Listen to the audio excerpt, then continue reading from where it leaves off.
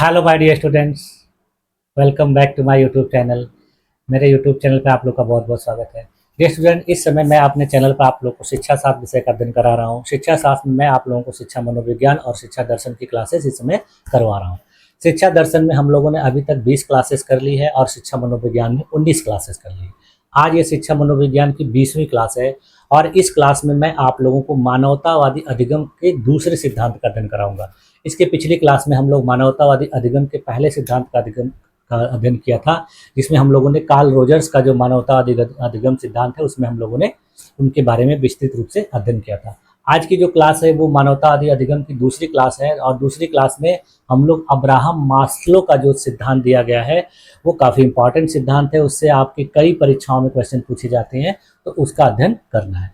ये जो भी क्लासेस आप लोग को कराई जा रही हैं, मैंने हर बार हर क्लास में कहा है कि एमए के सिलेबस के अकॉर्डिंग, एमएड के सिलेबस के अकॉर्डिंग और यूजीसी नेट पेपर 2 के सिलेबस के अकॉर्डिंग कराई जा रही हैं। इसके अलावा इन क्लासेस का उपयोग आपके बीएड के स्टूडेंट के लिए और जो ग्रेजुएशन बीए के स्टूडेंट हैं उनके लिए भी काफ़ी हद तक जो है इम्पॉर्टेंट है।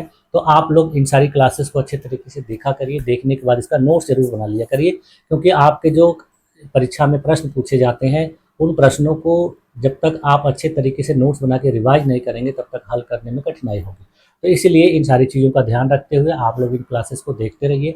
इसके बाद जो है मैं आप लोगों को शिक्षा मनोविज्ञान में कुछ और भी महत्वपूर्ण टॉपिक से संबंधित क्लासेस कराऊंगा, जिसमें पर्सनालिटी है, फिर इंटेलिजेंस है और इसके बाद लर्निंग स्टाइल है। इन सारी चीज़ों को भी हम लोग एक एक करके अध्ययन करते हुए चलेंगे। और शिक्षा दर्शन में भी अभी बहुत सारे जो शैक्षिक दार्शनिक बचे हुए हैं।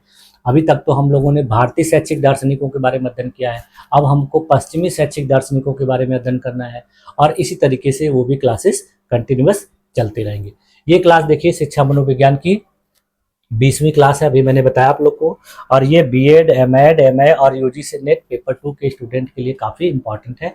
तो ये लोग भी इन सारी चीज़ों को अच्छे तरीके से ध्यान में रखते हुए अपनी तैयारी को आगे की तरफ लेते जाएंगे। ठीक है। इसके साथ साथ देखिए मेरे इस चैनल का एक एप्लीकेशन भी आप लोगों के लिए प्ले स्टोर पर उपलब्ध है। आप लोग उसको डाउनलोड करिए। उसमें बहुत सारे जो कॉम्पिटिटिव एग्जाम के कोर्स उपलब्ध हैं, बहुत सारे कॉम्पिटिटिव एग्जाम के सिलेबस दिए गए हैं। इसके अलावा कुछ जो परीक्षाएं हैं उनके मॉक टेस्ट भी आप लोग को मुफ्त में दिए गए हैं। तो आप इन सारी चीज़ों का भी लाभ उठाइए। अपने दोस्तों को, मित्रों को भी इसके बारे में बताइए, उनको भी डाउनलोड करने के लिए कहिए, शेयर करिए, जिससे क्या हो कि वो लोग भी इन सारी चीज़ों का लाभ उठा सकें। ठीक है। और क्लासेस अगर आप लोग को पसंद आया करें, अच्छी लगा करें, आपके काम की हुआ करें, उपयोगी हुआ करें, तो आप लोग इस चैनल को लाइक भी कर दिया करिए, शेयर कर दिया करिए और जो लोग अभी तक सब्सक्राइब नहीं किए हैं वो लोग सब्सक्राइब कर दिया करें। ठीक है। तो चलिए क्लास को शुरू करते हैं। हाँ देखिए, आज की क्लास में हम लोग को पढ़ना है अब्राहम मास्लो का जो आवश्यकताओं का पदानुक्रम सिद्धांत। इसको मास्लो का आवश्यकता अधिगम सिद्धांत भी कहा जाता है और यह एक मानवतावादी अधिगम सिद्धांत माना जाता है। इसमें देखिए शिक्षा शास्त्र का एक महत्वपूर्ण रोल है, क्योंकि शिक्षा शास्त्र विषय में आपको ये अब्राहम मास्लो का जो सिद्धांत है बीए में भी मिल जाएगा पढ़ने के लिए, एमए में भी मिल जाएगा और एमएड में भी। ये काफ़ी इंपॉर्टेंट है, इसलिए आपको विभिन्न प्रकार की कक्षाओं में इसको पढ़ने को दिया जाता है, सिलेबस में शामिल किया गया है। तो आज हम लोग को इसी को अध्ययन करना है। ये बाल केंद्रित शिक्षा का मनोवैज्ञानिक आधार के आधार पर इसको तैयार किया गया है। यानी बाल केंद्रित शिक्षा जो इस समय की नई एजुकेशन पॉलिसी में सबसे महत्वपूर्ण हो गई है कि शिक्षा व्यवस्था पूरी तरह से स्टूडेंट सेंटर्ड बनाई जा रही, तो उसी के अकॉर्डिंग इसको हमको अध्ययन करना है। मानव की व्यवहार के देखिए मुख्य जरूरत क्या होता है, मुख्य इंजन कहा जाए, मुख्य जरूरत क्या होती है, उसकी आवश्यकता। यानी मानव जो कुछ भी व्यवहार करता है अपनी आवश्यकताओं के अनुसार ही करता है। अगर उसकी जिस प्रकार की आवश्यकता होगी उसका व्यवहार उसी प्रकार का होगा। अगर मनुष्य की आवश्यकताओं की पूर्ति नहीं होती है, आवश्यकता उसकी पूरी नहीं हो पाती हैं, तो उसका व्यवहार भी उसी प्रकार का होगा। और जब वह आवश्यकताओं की पूर्ति नहीं कर पाता है, सही तरीके से व्यवहार करेगा, उसके व्यवहार के दौरान उसे विभिन्न प्रकार की प्रेरणा मिलती रहेगी, तो वो व्यक्ति अच्छे तरीके से व्यवहार करेगा और लास्ट में अपने लक्ष्य तक पहुंच पाएगा। तो वही चीज़ देखिए इसमें बताई गई है। जब किसी व्यक्ति, किसी बालक की जो आवश्यकता है वो अतृप्त रहती है, अतृप्त का मतलब है कि वो उससे पूरी तरह से पूर्ण नहीं कर पाता, उसमें कमी रह जाती है, आवश्यकताओं की जो संख्या है वो बहुत ज़्यादा होती है, तो उसकी सभी आवश्यकताएं एक साथ पूरी नहीं हो पाती। तो उन्हीं आवश्यकताओं को एक एक करके पूरा करना चाहता है और उसके लिए वो विभिन्न प्रकार के व्यवहार करता है। और व्यवहार के दौरान उसे अगर प्रेरणा बीच बीच में मिलती रहती है, सही मार्गदर्शन मिलता रहता है, तो क्या करता है, अपने लक्ष्य को प्राप्त कर लेता है। तो मानवतावादी मनोविज्ञान क्या कहता है, वह कहता है कि मानवतावादी जो सिद्धांत है वो बहुत ही इम्पॉर्टेंट है। इसमें व्यक्ति का हर व्यवहार उसकी आवश्यकताओं की पूर्ति से प्रेरित होता है। यानी यह सिद्धांत कहता है कि मानवतावादी मनोविज्ञान पर ये आधारित है और इसमें व्यक्ति के हर व्यवहार हैं वो उसकी आवश्यकताओं से ही प्रेरित होते हैं, पूर्ति होते हैं। आवश्यकताओं जैसी जैसी जिसकी जो आवश्यकता है वो उसी प्रकार का व्यवहार करता है। व्यक्ति जो बन सकता है वही बनना चाहता है। हर व्यक्ति देखिए जो बनना चाहता है या जो बन सकता है वो उसी तरीके से व्यवहार कर सकता है। ऐसा नहीं है कि कोई व्यक्ति बनना कुछ और चाहता है और उसको व्यवहार किसी और चीज़ का करना नहीं। वो जो बनना चाहता है वो उसी के लिए व्यवहार करता है। जो चीज़ वो पता है कि मैं यही चीज़ बन सकता हूँ, मैं यही चीज़ कर सकता हूँ, वो उसी के लिए उसी प्रकार का व्यवहार करता है और बाद में भविष्य में वो वही बनता है। इनके द्वारा देखिए जो सिद्धांत दिया गया है आवश्यकता का अधिगम सिद्धांत, ये देखिए प्रेरणा का महत्वपूर्ण सिद्धांत इसमें बताया गया क्रमबद्धता को। क्रमबद्धता का मतलब कि एक चीज की पूर्ति जब हो जाती है तो मनुष्य किसी दूसरे चीज की पूर्ति में लग जाता है। यानी मनुष्य की आवश्यकताओं कभी खत्म होने वाली नहीं है। जब हम किसी एक आवश्यकता को पूर्ण कर लेते हैं तो फिर हमारी किसी दूसरी चीज की आवश्यकता हो जाती है।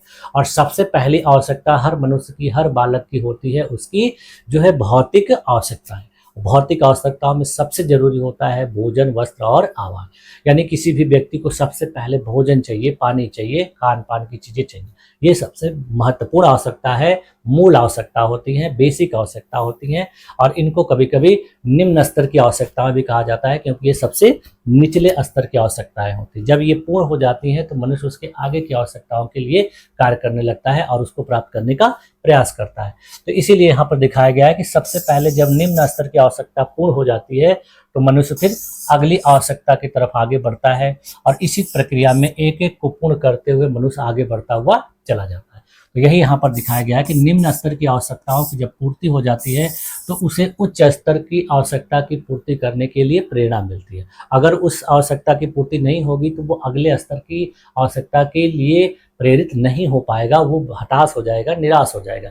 इसीलिए एक आवश्यकता की जैसे पूर्ति होती है अगले आवश्यकता के लिए उसको उसी से प्रेरणा मिल जाती है।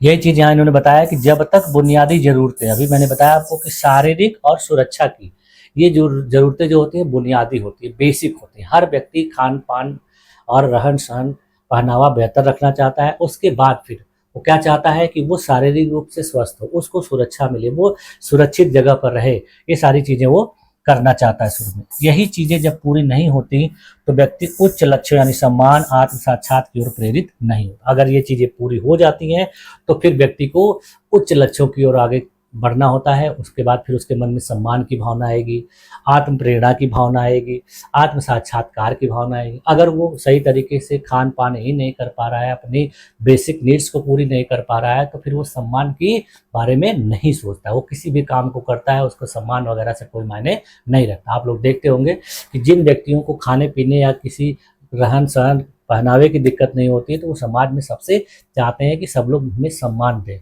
हमसे सही से बात करें, हमसे सम्मानपूर्वक बात करें। लेकिन आप लोग देखते होंगे जो व्यक्ति गरीब हैं, जिनकी बेसिक नीड्स पूरी नहीं हो पाती, तो वो इन सारी चीज़ों की तरफ नहीं देखते हैं, उनका ध्यान ही नहीं जाता। बस वो सोचते हैं किसी तरीके से कोई भी काम करके हमारी जो ज़रूरतें हैं, बेसिक नीड्स हैं, वो पूरी हो जाए। तो उसको सम्मान की कोई ज़रूरत चाह नहीं होती है। सम्मान की चाह किसको होती है? जो व्यक्ति अपने निम्न स्तर की आवश्यकताओं की पूर्ति भली भांति पूर्वक कर पा रहा है। तो यही चीज इन्होंने बताया है। इसके लिए इन्होंने एक पदानुक्रम जारी किया था।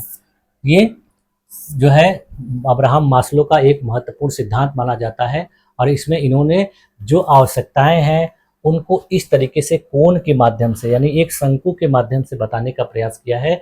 जो सबसे पहली आवश्यकता होती है वो सबसे बड़ी आवश्यकता होती है, यानी इसकी जरूरतें सबसे ज़्यादा सबको होती हैं। इसलिए देखिए इसको सबसे नीचे दिखाया गया है, इसका जो आकार देखिए बड़ा है। यानी सबसे महत्वपूर्ण आवश्यकता होती है शारीरिक आवश्यकता, ये बेसिक नीड्स होती है, मूलभूत आवश्यकता होती है। इसी के साथ साथ इसमें सुरक्षा भी जो है मूलभूत आवश्यकताओं में ही आती है। कोई व्यक्ति अच्छे तरीके से खान पान के साथ अपनी सुरक्षा भी चाहता है। तो इसके बाद की जो आवश्यकताएं होती हैं, ये सामाजिक आवश्यकता, सम्मान की आवश्यकता और आत्म साक्षात्कार। ये जो आवश्यकताएं होती हैं, ये मनोवैज्ञानिक और आत्मसिद्धि आवश्यकताएं होती हैं। यानी सम्मान और सामाजिकता जो क्या है, ये मनोवैज्ञानिक आवश्यकता, यानी मनुष्य के लिए ये चीज़ें भी जरूरी है। लेकिन ये कब जरूरी है, जब बेसिक नीड्स पूरी हो जाए। और लास्ट में क्या है कि मनुष्य आत्मसिद्धि यानी अब संतुष्टि प्राप्त कर लेता है। अब उसको लगता है कि मुझे अब किसी चीज़ की ज़रूरत नहीं है, यानी अब वो पूरी तरह से अपने जीवन से संतुष्ट हो जाता है। तो इन्हीं 5 चीज़ों के बारे में अब्राहम मास्लो ने बताया। अब इन 5 चीज़ों को हम लोग एक एक करके देख लेते हैं कि इनका क्या मतलब। सबसे पहले हम देख लेते हैं जो लेवल 1 में इन्होंने आवश्यकता बताई है, उसको शारीरिक अवस्था, फिजिकल नीड्स या बेसिक नीड्स कहा जाता है। तो यह सिद्धांत बताता है कि इसके अंतर्गत क्या क्या चीज़ें आती हैं, भोजन, जल, नींद, विश्राम और वस्त्र। अभी मैंने आप लोग को बताया ये जो है बेसिक नीड। इससे संबंधित मुख्य विचार ये है क्या है कि ये सबसे आधारभूत हैं, इनके बिना सीखना असंभव है। भूखा या नींद से वंचित छात्र कक्षा में ध्यान नहीं दे सकता। आप लोग देखते होंगे कि जब किसी स्टूडेंट का पेट न भरा हो या रात को सही से सोया ना हो तो क्लास में सही से वो पढ़ नहीं पाता है, टीचर की बातों को नहीं सुन पाता है और उसको जो भी चीज़ें बताई जाती हैं समझ में नहीं आती। तो इसीलिए सबसे ज़रूरी चीज़ होती है कि जब तक आपका पेट भरा रहेगा तभी आप किसी दूसरी चीज़ पर ध्यानपूर्वक जो है काम कर पाओगे, नहीं तो नहीं होगा। इसीलिए कहा गया है ये सबसे मेन जरूरी है।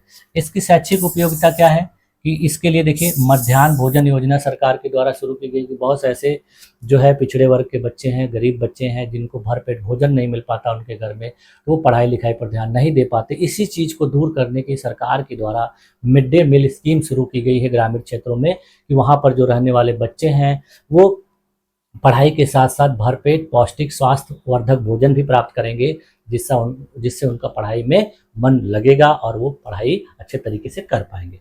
तो इसीलिए देखिए सरकार ने इसको शुरू किया कि बच्चों को पोषण सुनिश्चित कर दिया जाए। समय पर अवकाश प्रदान किया जाता है। आप लोग देखते होंगे कि क्लासेस जब चलती हैं रेगुलर तो बीच में आपका एक लंच का पीरियड होता है। उसमें देखिए क्या है कि वो इसीलिए दिया गया कि बीच में ब्रेक मिल जाए। जो टीचर पढ़ाते रहते हैं उनके लिए भी बीच में एक ब्रेक हो जाता है, अवकाश हो जाता है, जिससे क्या होता है कि उनकी जो थकान होती है वो दूर हो जाती है, फिर से वो रिलैक्स हो जाते हैं और फिर ऊर्जा प्राप्त करने के बाद काम को करने लगते हैं। उसी तरीके से देखेंगे आप लोग की सप्ताह में 1 दिन की छुट्टी होती है, विभिन्न प्रकार के त्योहारों में छुट्टी होती है। तो ये सारी चीज़ें इसलिए दी जाती हैं कि किसी कार्य को कंटिन्यूअस ना करे, क्योंकि कोई व्यक्ति अगर किसी कार्य को कंटिन्यूअस करता रहता है तो वो थक जाता है, उसमें उबन आ जाती है। तो इन सारी चीज़ों को दूर करने के लिए अवकाश का जो व्यवस्था बनाया गया, यानी थकान मिटाने के लिए बीच में एक ब्रेक। इसके बाद जो कक्षा होनी चाहिए वो कैसी होनी चाहिए, आरामदायक होनी चाहिए। आप लोग देखते होंगे कि क्लासेस में पंखे लगवाए जाते हैं, क्लासेस में बड़ी बड़ी खिड़कियां होती हैं, रोशनी आती है, हवा आती है, इससे मतलब बैठने की सुविधा बेहतर होती है। तो ये सब क्यों की जाती है, क्योंकि उनको आरामदायक कक्षा जब तक नहीं मिलेगी, हर बच्चे अगर आराम से नहीं बैठेंगे तो उनका पढ़ाई में ध्यान नहीं लगेगा। इसलिए देखिए क्लासेस में आपकी हवा, रोशनी और बैठने की उचित व्यवस्था की जाती है। आप देखते होंगे विद्यालयों में इस तरीके से सारी चीज़ें की, तो ये इसके अंतर्गत आती है। दूसरी देखिए जो लेवल है, दूसरा स्तर क्या है, वो सुरक्षा आवश्यकता। सुरक्षा आवश्यकता में देखिए कौन कौन सी चीज़ें आती हैं। इसमें शारीरिक सुरक्षा, भावनात्मक सुरक्षा और स्थिर वातावरण की जरूरत पड़ती है। अगर ये सारी चीज़ें पहले बेसिक नीड्स के बाद नहीं मिलती हैं तो भी शिक्षा प्रक्रिया में बहुत सारी बाधाएं उत्पन्न होती हैं, जीवन में बहुत सारे कार्य करने के लिए समस्याएं उत्पन्न हो जाती हैं। तो इसीलिए देखिए जो व्यक्ति डरा हुआ है या असुरक्षित है वो सीखने पर ध्यान केंद्रित नहीं कर पाता। आप देखिए क्लास में अगर किसी स्टूडेंट को बहुत ज़्यादा डांट दिया जाए या उसको जो है क्लास में अपमानित कर दिया जाए तो वो डरा हुआ महसूस करेगा, अपमानित महसूस करेगा, वो क्लास में सही तरीके से चीज़ों को नहीं समझेगा, वो पढ़ाई पर ध्यान नहीं लगा पाएगा। अगर उसके ऊपर बहुत ज़्यादा दबाव डाल दिया जाए तो भी, या फिर वो किसी तरीके से अस्वस्थ है, उसकी शरीर में किसी भी प्रकार की कोई बीमारी है तो भी वो पढ़ाई पर ध्यान नहीं दे पाएगा। तो इसीलिए शारीरिक सुरक्षा, भावनात्मक सुरक्षा और स्थिर वातावरण का होना जरूरी। अगर वहाँ क्लास के वातावरण का जो माहौल है वो सही ना हो, वहाँ बच्चे एक दूसरे के साथ लड़ते झगड़ते हों, शोर शराबा आसपास में बहुत ज़्यादा होता रहे, तो इससे भी क्या होगा कि बच्चों की पढ़ाई जो है प्रभावित होकर डिस्टर्ब होगी। तो इससे इस देखिए लेवल का शैक्षिक उपयोगिता क्या है कि कक्षा कैसी होनी चाहिए, भय मुक्त होनी चाहिए, यानी बच्चों को डांट फटकार से मुक्त वातावरण होना चाहिए। छात्र बेझिझक प्रश्न पूछ सकें अपने टीचर से, उनके अंदर किसी भी प्रकार का जो है डर नहीं होना चाहिए। शारीरिक दंड का निषेध होना चाहिए। आप लोग देखते होंगे कि आजकल के विद्यालयों में सरकार ने नियम बनाया है कि किसी भी बच्चे को शारीरिक दंड नहीं देना है। अगर वो किसी भी प्रकार की कोई गलती करता है तो आपको उसे समझाना है। तो ये सारी चीज़ें होनी चाहिए। इससे क्या होगा कि वहाँ क्लास का जो माहौल होगा, जो परिसर होगा, पूरी तरह से सुरक्षित होगा। भावनात्मक सुरक्षा भी होनी चाहिए, यानी पक्षपात रहित और स्थिर व्यवहार भी होना चाहिए। यानी क्लास में स्टूडेंट का स्टूडेंट के प्रति और टीचर का स्टूडेंट के प्रति जो व्यवहार होना चाहिए वो पक्षपात रहित होना चाहिए, यानी पूरी तरह से लोकतांत्रिक व्यवहार होना चाहिए। सभी बच्चे के साथ एक ही प्रकार का जो है व्यवहार टीचर को करना चाहिए। सभी प्रकार के स्टूडेंट को एक ही मानना चाहिए। इसीलिए देखिए समावेशी शिक्षा का जो कॉन्सेप्ट है उस पर बहुत ज़्यादा जोर दिया जा रहा है आजकल की जो न्यू एजुकेशन पॉलिसी है उसमें। तीसरी चीज देखिए सामाजिक आवश्यकताएं हैं। ये तीसरा लेवल है सामाजिक आवश्यकता। सामाजिक आवश्यकता में बहुत सारी चीजें आती हैं, जैसे समाज में लोगों के साथ प्रेम, स्नेह, मित्रता और समूह में स्वीकृति। ये भी बहुत जरूरी होती है। क्लास में स्टूडेंट एक दूसरे के साथ स्नेहपूर्वक रहें, एक दूसरे से प्रेम पूर्वक बातें करें, एक दूसरे का सहयोग करें, मिलजुल कर किसी प्रोजेक्ट पर कार्य करें। इस तरीके की जो चीज़ें होती हैं ये इसके अंतर्गत आती हैं। इसमें सामाजिक स्वीकार्यता से छात्र का आत्मविश्वास बढ़ता है, अकेलापन अधिगम को बाधित करता है। आप देखते होंगे कि पहले प्राचीन काल में जो बहुत सारे ऐसे नियम थे, समाज में बहुत सारी ऐसी धारणाएं बना दी गई थी कि कुछ ही वर्ग के लोगों को पढ़ना है, कुछ वर्ग के लोगों को नहीं पढ़ना है। अगर वो वंचित वर्ग का बच्चा जो है पढ़ने लिखने की शुरुआत करता था तो समाज में उसको बहुत सारी प्रताड़ना झेलनी पड़ती थी, उसकी उपेक्षा की जाती थी। तो इससे उसका पढ़ाई के प्रति, शिक्षा प्राप्त करने के प्रति मन जो है टूट जाता था, वो आगे पढ़ाई नहीं कर पाता। तो उसी तरीके से आज भी है, बहुत से ऐसे बच्चे होते हैं जो पढ़ाई लिखाई करने जाते हैं तो लोग उनको ताने देते हैं या ऐसे उधर इधर की बातें करते हैं, तो जिससे उनका मन जो है कुंठित हो जाता है। इसलिए समाज में उनको स्वीकार्यता मिलनी चाहिए। समाज में सभी वर्ग के लोगों को एक तरीके से एक साथ मिलजुल कर कार्य करना चाहिए, एक दूसरे के साथ मिलजुल कर रहना चाहिए, एक दूसरे के साथ मिलजुल कर पढ़ना चाहिए। इस तरीके की चीज़ें जब होंगी तो कहने का मतलब है कि उनको समाज में चीज़ें मिलेंगी, और समाज में जब ये सारी चीज़ें मिलेंगी, उनको प्राप्त होंगी, तो वो अच्छे तरीके से कार्य करेंगे, अपने अगले स्तर के लिए आगे बढ़ेंगे। जैसे देखिए इसकी शैक्षिक उपयोगिता क्या है कि सहगामी अधिगम जो कराया जाता है, कोऑपरेटिव लर्निंग जो कराई जाती है, कोऑपरेटिव लर्निंग का सबसे मुख्य उद्देश्य यही है। मिलजुल कर सीखने का अवसर प्रदान किया जाता है बच्चों का। सहगामी अधिगम में बच्चे मिलजुल कर सीखते हैं, एक दूसरे के साथ समूह में चर्चा करते हैं और एक दूसरे को विचारों को आदान प्रदान करते हैं। उनके मन में अगर किसी टॉपिक के प्रति कोई धारणा आ रही, कोई विचार आ रहा है तो वो दूसरे के साथ शेयर करते हैं। इससे क्या होता है कि पढ़ाई लिखाई का जो माहौल होता है वो बहुत बेहतर होता है। यहाँ पर देखिए कुछ स्टूडेंट जो है आपस में मिलकर क्या कर रहे हैं, ग्रुप डिस्कशन कर रहे हैं। सांस्कृतिक गतिविधियों में विभिन्न प्रकार के खेल और सामूहिक कार्यक्रम कराए जाते हैं, जिसमें क्या होता है कि बच्चे एक दूसरे के साथ मिलकर इन सारी चीजों को अच्छे तरीके से करते हैं।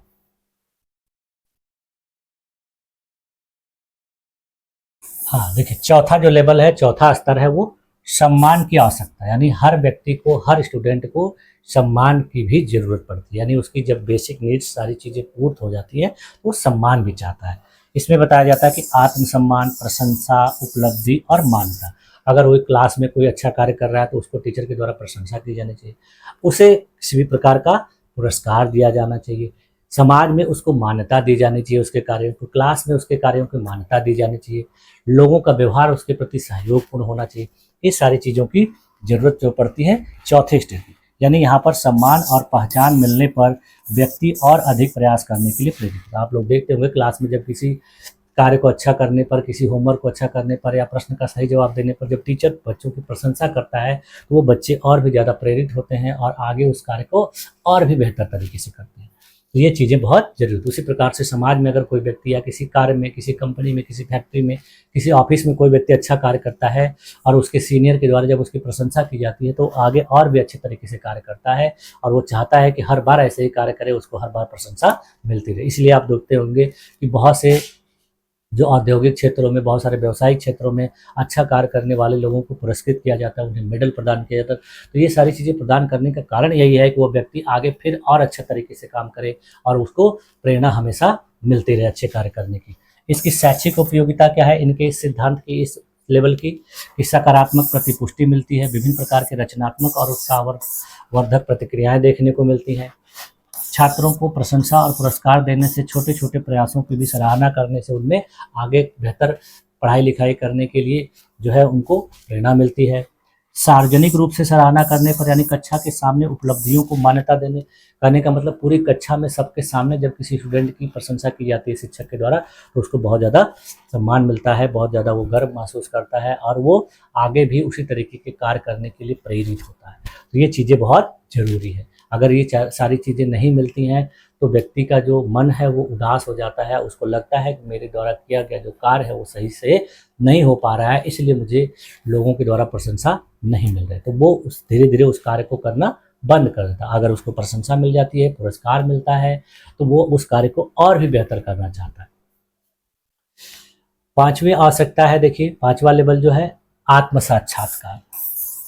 ठीक है, तो आत्म साक्षात्कार में देखिए क्या होता है कि कोई भी व्यक्ति या कोई भी स्टूडेंट अपनी क्षमताओं का पूर्ण विकास और सृजनात्मकता को प्राप्त करते हैं। यानी जब वो हर आवश्यकता को पूर्ण कर लेता है तो अपने पूर्ण विकास तक पहुंच जाता है, यानी वह एकदम हायर लेवल तक पहुंच जाता है। उसकी जो भी ज़रूरतें रहती हैं वो सब कुछ को प्राप्त करने के बाद एकदम जो है हायर स्टेज पर पहुंच जाता है और उसके अंदर विभिन्न प्रकार की क्रिएटिविटी भी डेवलप हो जाती है। वो नई नई चीज़ों को करने लगता है और वो नई चीज़ों को बनाने, अपने मन से ही सिद्धांत बनाने लगता है, अपने मन से नियम बना सकता है, सारी चीज़ें कर सकता है।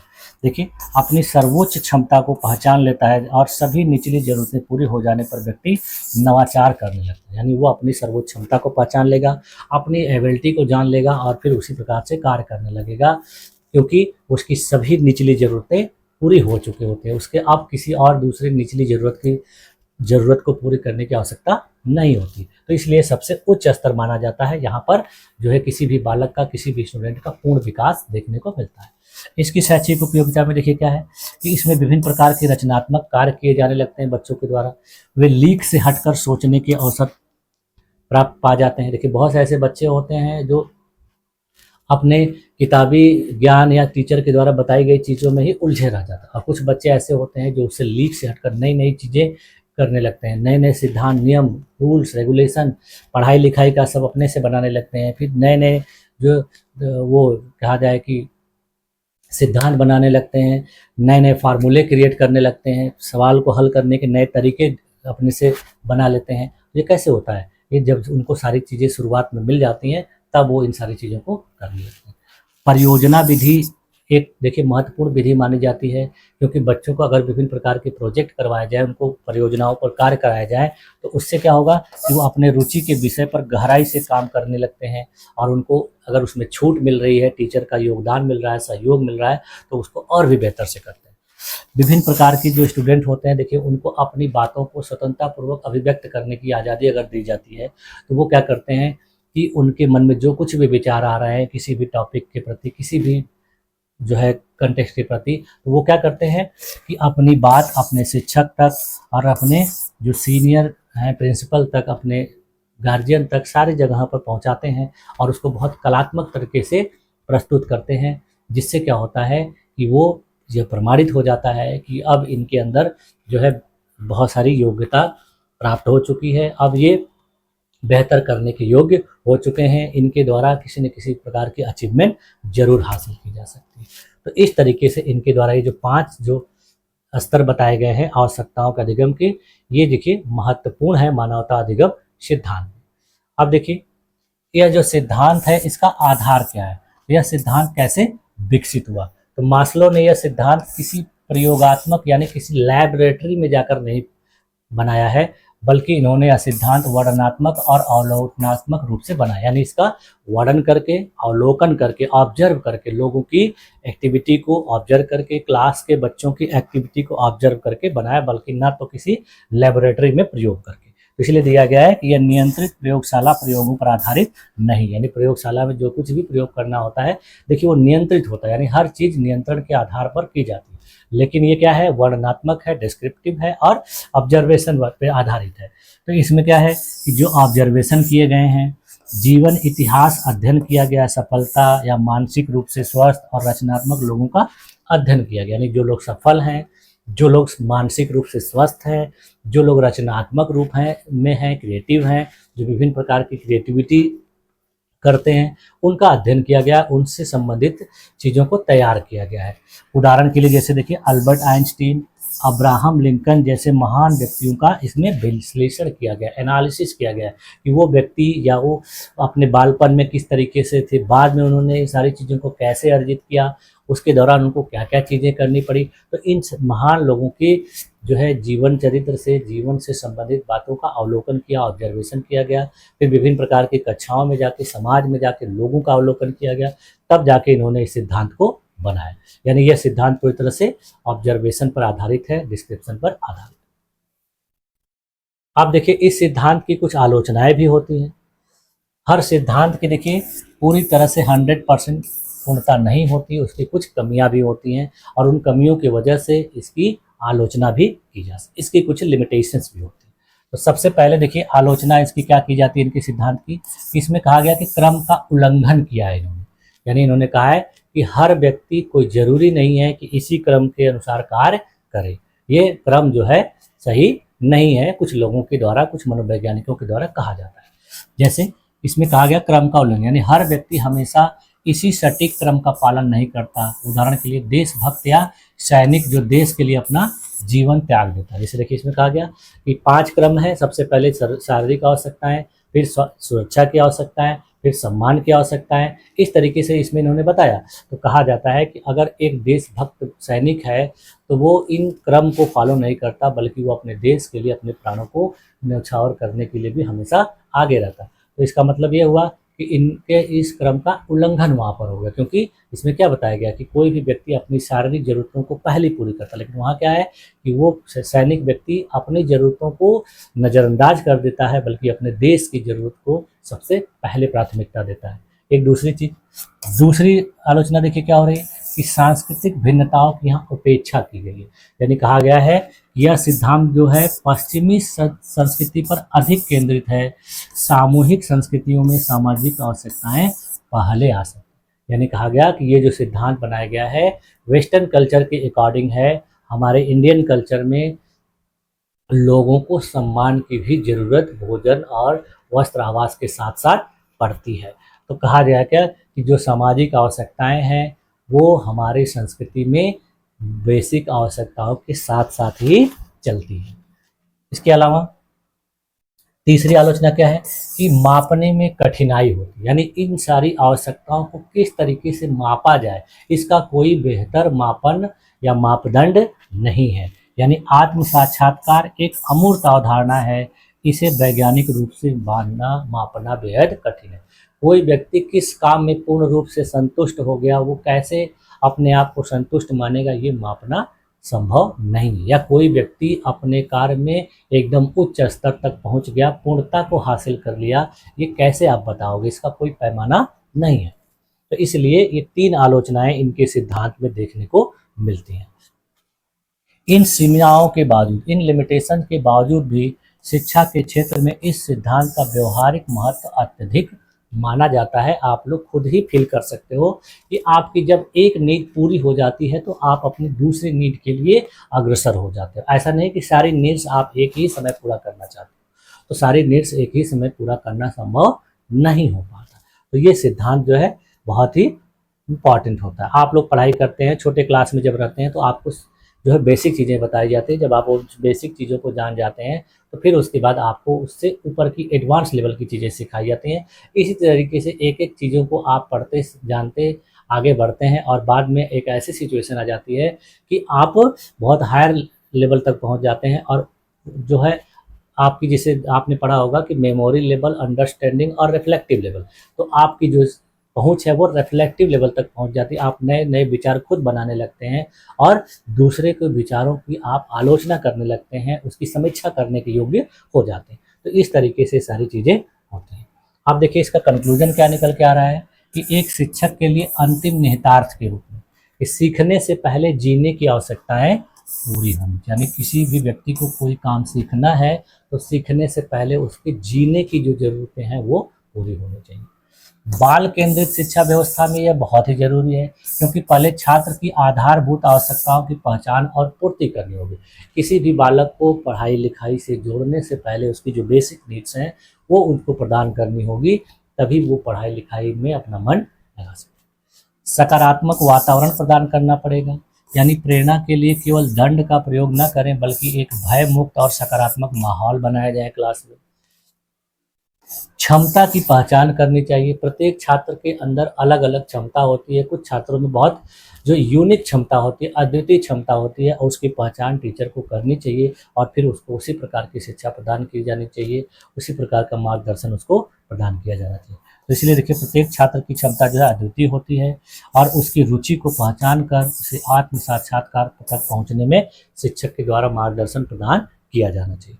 तो एक सफल शिक्षक वही माना जाता है जो मनोवैज्ञानिक आधार पर बाल मनोविज्ञान के नियमों का पालन करते हुए अपने क्लास में बच्चों को सही तरीके से शिक्षा प्रदान करता है।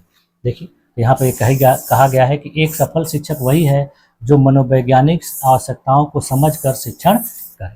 अगर कोई शिक्षक इन सारी चीज़ों को फॉलो करते हुए, इन सारी चीज़ों के अकॉर्डिंग अगर अपनी टीचिंग करता है, तो छात्रों को बेहतर ज्ञान प्राप्त होता है और वो बेहतर अधिगम करते हैं और जीवन में सफलता सुनिश्चित करते हैं।